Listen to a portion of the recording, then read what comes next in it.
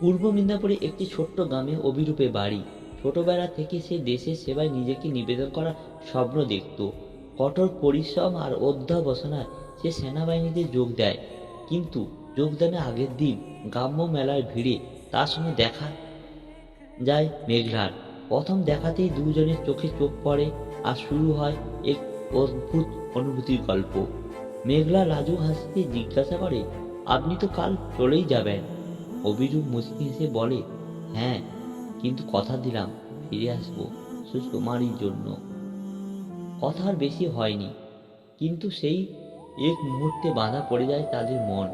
অভিরূপ যুদ্ধে যায়, প্রতিদিন মেঘলার কথা মনে পড়ে তার।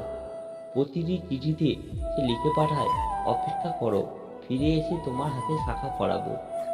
এদিকে মেঘলা প্রতিদিন নদীর ধারে বসে অভিরূপের অপেক্ষায় থাকে। সে জানে তার সৈনিক একদিন প্রতিশ্রুতি রাখবেই।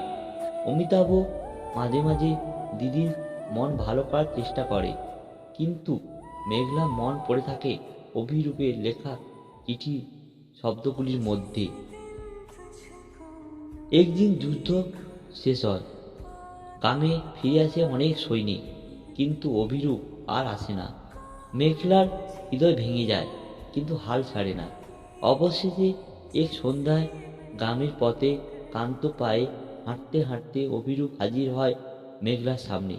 ধুলোমাখা মুখে, ক্লান্ত শরীরে, কিন্তু চোখে সেই পুরনো প্রতিশ্রুতির ঝিলে।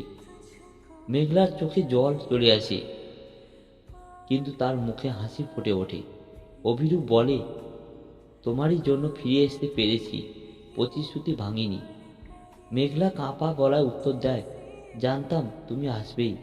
নদীর ধারে দুজনের মিলন হয়, প্রতিশ্রুতি পূর্ণ হয়, আর গল্প শেষ হয় ভালোবাসার বন্ধনে।